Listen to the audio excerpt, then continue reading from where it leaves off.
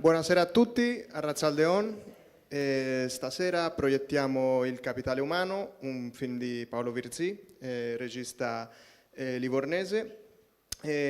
Normalmente più conosciuto per i suoi film comici, però già vi do un piccolo spoiler che oggi non si riderà molto. La película está ambientada en Brianza, una zona del norte de Italia con fuerte caracterización industrial. Y hay un accidente de auto que desenrolla todo el mecanismo de la película y que nos va a mostrar a través de 3 capítulos cómo el enfoque de la historia va cambiando con cada personaje y cómo cada personaje refleja un estrato de la sociedad y sus ambiciones. Y para la última parte de la introducción necesito un poquito de soporte visual. Gaurko filmak galdera sakon bat egiten digu. Zer garrantzia du gizatasunak diruaren munduan, Il Capitale Umano lanean pertsonaien hartzeko harremanak interesak markatuta daude. Begirada zorrotza da, batzutetan gogorra, baina beharrezkoa gure gizasteko balioak ulertzeko.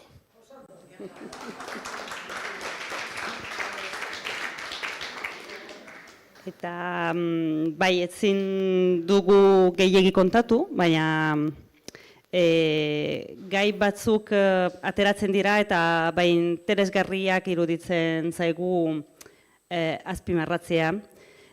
Hay varios temas que se entrelazan con el mundo laboral y que vamos a ver en esta película. Como vimos ya en otras películas a lo largo del ciclo, aquí también se manifiesta una ruptura a nivel familiar.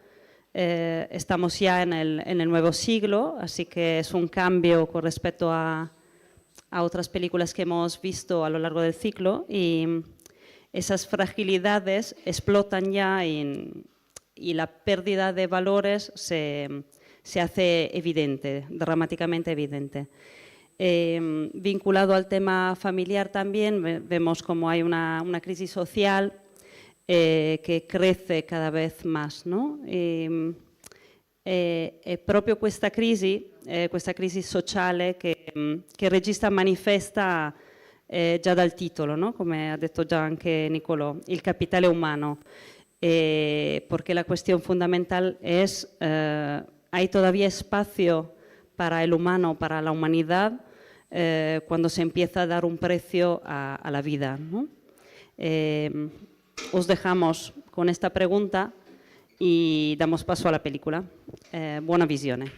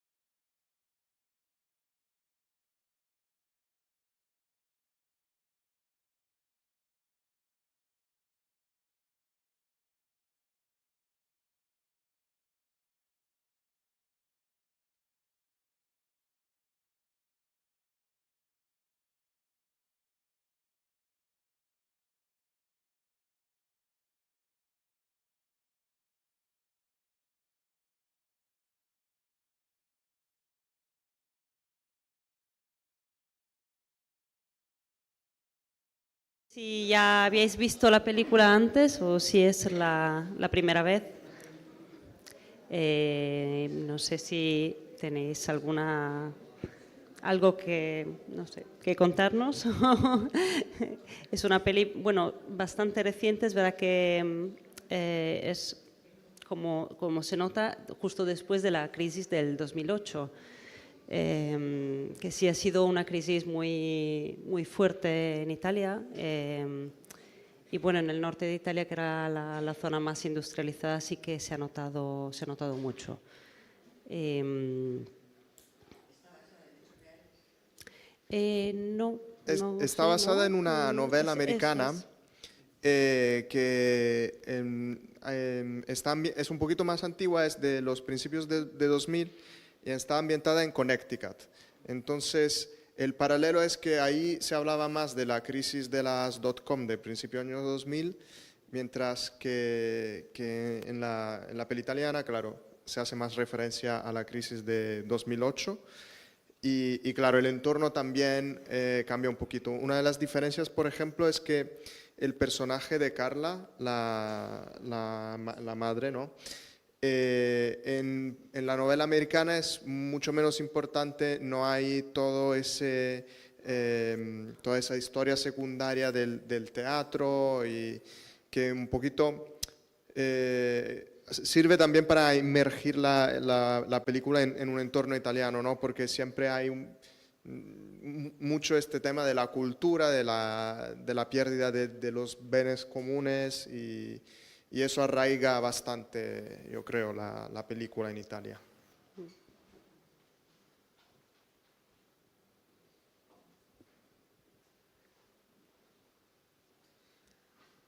Es interesante, de hecho, que la novela sea de Estados Unidos y que pero la historia pueda aplicarse tranquilamente en Italia y seguramente se podría aplicar un poco en cualquier zona, sobre todo zonas más industrializadas. No me acuerdo del título, pero creo que he visto una película con este argumento.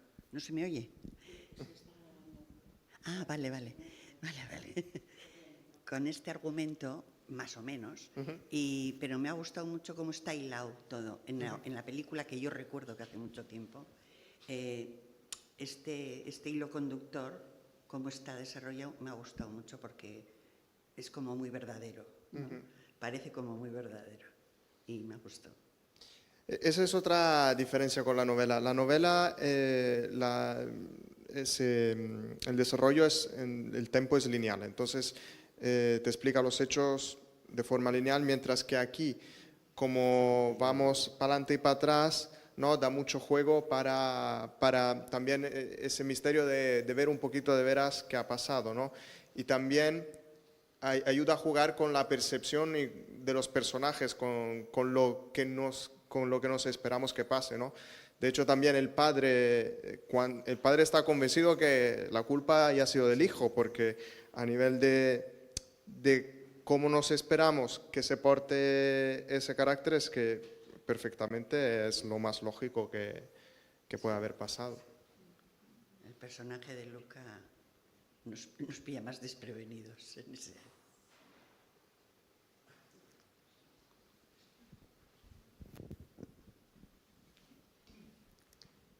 Y es interesante también el hecho de que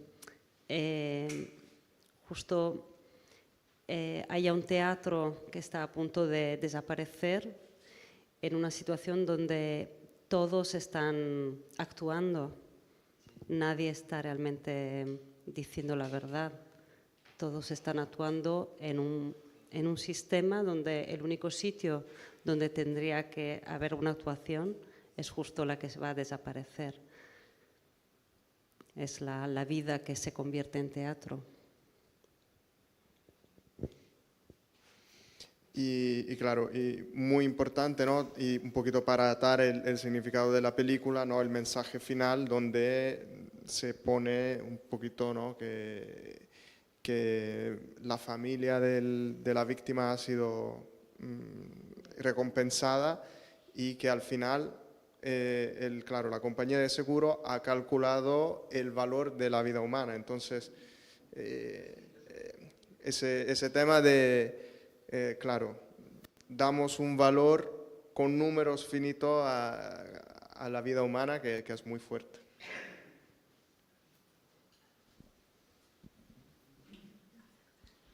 Vale. A mí me ha parecido muy fuerte que el padre no hable con la hija cuando descubre que la hija, pues de alguna manera está implicada en el accidente, ¿no? Pues que su amigo es el que tal. Me ha parecido fortísimo cómo se anteponen los intereses económicos al factor humano. Y encima es su padre. Entonces, el padre me parece un corrupto, un impresentable. O sea, los tíos que aparecen, porque el marido de la rica es un sinvergüenza, como muchísimos que tenemos hoy día, que no les podemos meter mano. A mí es que me ha llevado a todos estos sinvergüenzas que tenemos, ¿no? Que nos están destrozando la vida, ¿no? Y ese tipo, el marido de esta mujer, que quiere una mujer guapa y tal, pero que la tiene ahí como un florero, pues esa parte me ha parecido muy fuerte. Pero lo del padre con la hija, no hay por dónde cogerlo.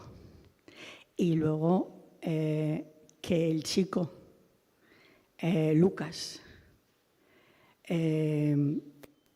sea el que, digamos, la víctima, que es el menos culpable de toda la historia, bueno, por lo del accidente y tal, que sea la víctima y que se trague la cárcel un chico que con un nivel de sufrimiento importante, que es un marginado. Y para mí, bueno, pues yo lo que leo es que los marginados, aunque sean buenas personas, siempre lo tienen mucho peor ante cualquier circunstancia. Y eso también está pasando hoy día.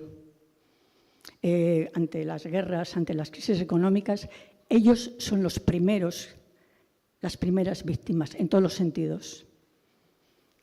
Bueno, a mí la película me ha llevado a esa reflexión. Gracias.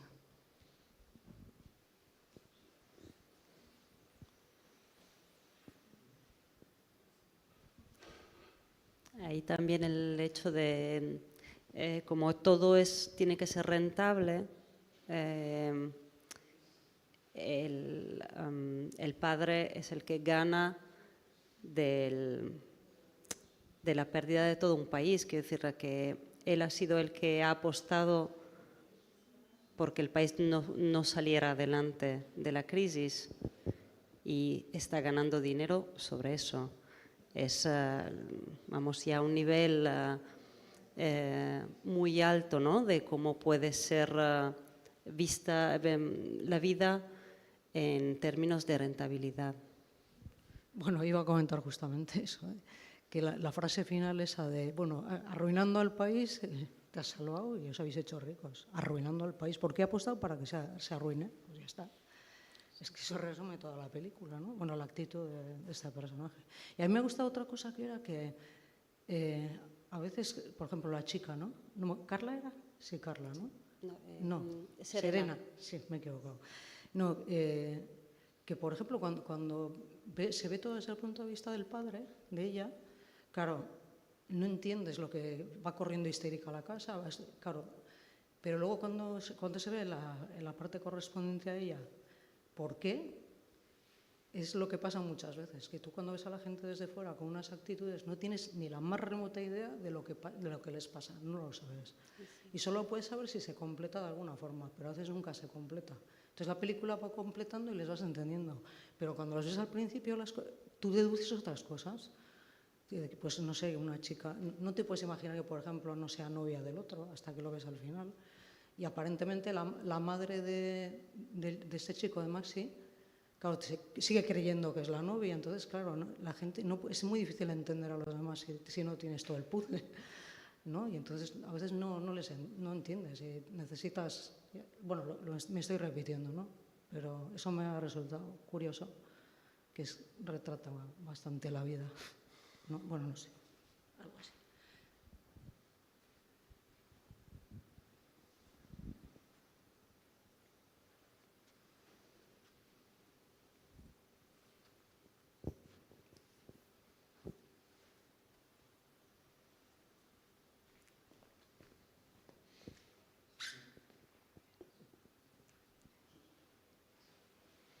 No sé si tenéis otras no sé, curiosidades o algo que decir al respecto.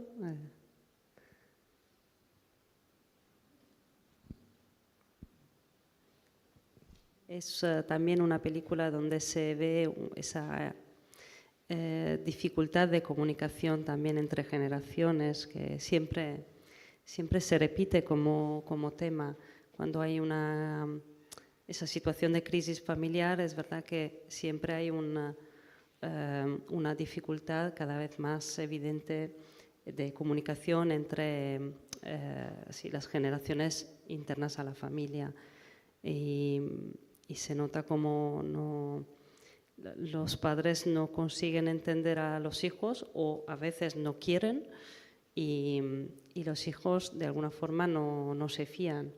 Ese abrazo final también de Serena, de la chica hacia la pareja de su padre, es un poco un síntoma también de esa necesidad de comunicar con un adulto y esa dificultad, ¿no? Tanto que verbalmente no vemos esa comunicación, lo vemos a través de un abrazo, que es la última posibilidad que tiene porque no puede más, no puede entretenerse. Y por otra parte, los padres que efectivamente huyen de esta comunicación real y lo que quieren es interés, pero no consiguen luego relacionarse con sinceridad hacia los hijos.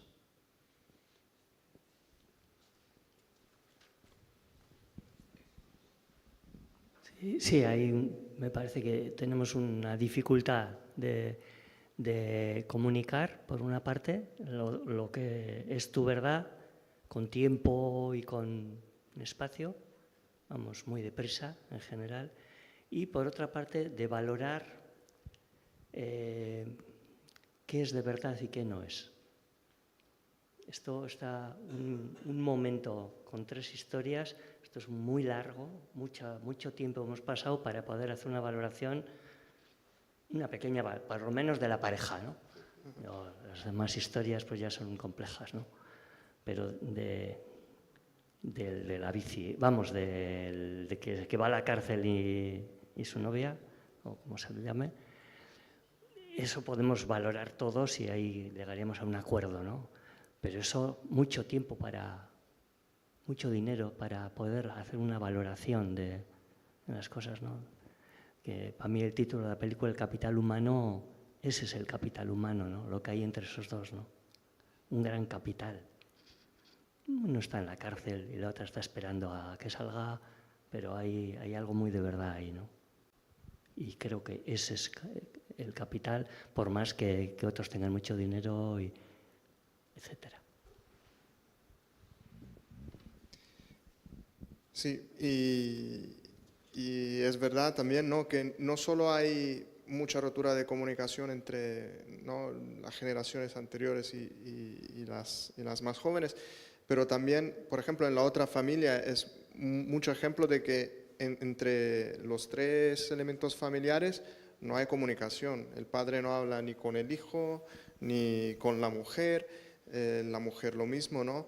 La mujer busca refugio al aburrimiento en estas veleidades artísticas, pero que le interesan eso como puro vehículo para escaparse de su vida, donde todo el mundo la ignora. Y al final, el único personaje adulto positivo, que es Roberta, es el único que va buscando esa comunicación, ¿no? Un poquito lo que decíamos antes.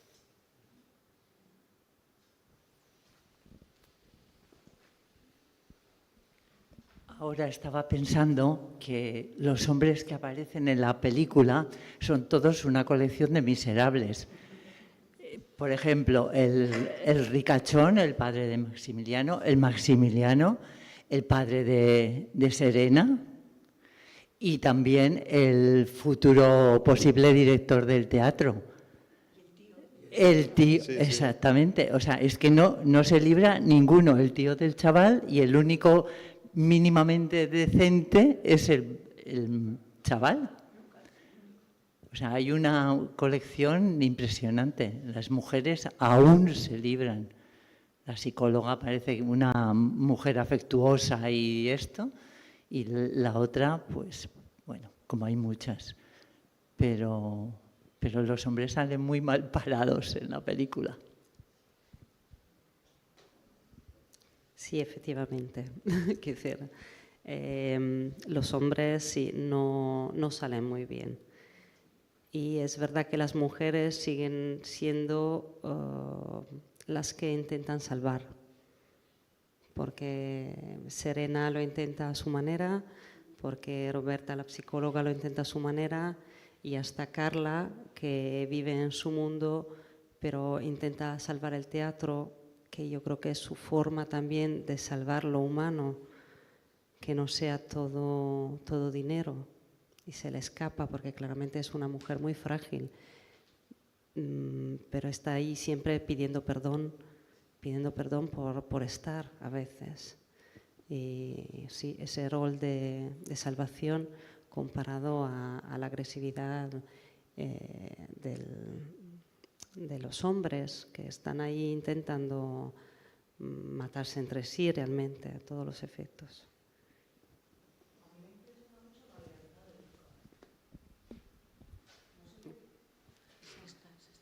No, que estaba diciendo que me impresiona la lealtad de Luca hacia una persona que no se lo merece absolutamente nada, porque no ha pensado en él. Se queda con el dinero, me parece que de la herencia de la madre o algo así, pero que tenía que haber heredado el chico, sin ningún pudor, ¿eh? Y luego, no sé, me parece terrible. Y el chico por lealtad se lo come todo. O sea, que este hombre sí que ha salido bien parado, ¿eh? Este sí. Bueno, en ese caso es que él es leal a la figura adulta que ha tenido, porque realmente es el tío es el que ha ejercido de padre, y entonces necesita fiarse de alguien adulto y se fía de su tío. Y es dramático porque él al final se toma la responsabilidad de todo.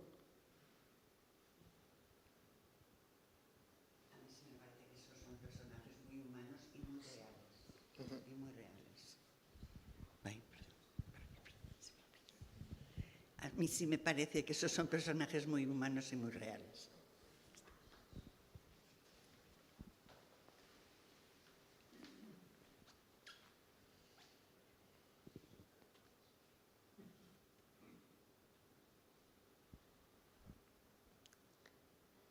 En todo caso, para la sonrisa que hay en el encuentro final entre los dos jóvenes, entre Serena y Luca, es la que da también eso, volver a la humanidad y volver a colocar cada cosa en su sitio, a todos los efectos. Es, bueno, la importancia que siga siendo las relaciones humanas, a pesar de todo lo que nos rodea en la vida.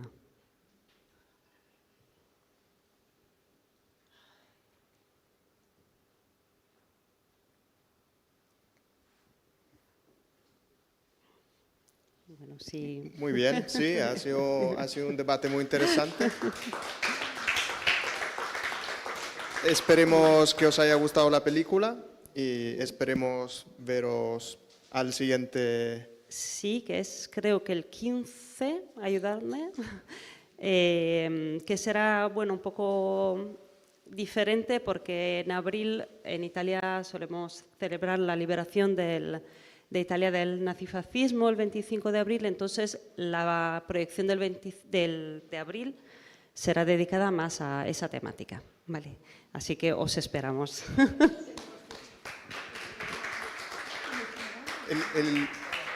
Debería ser el 15. Sí.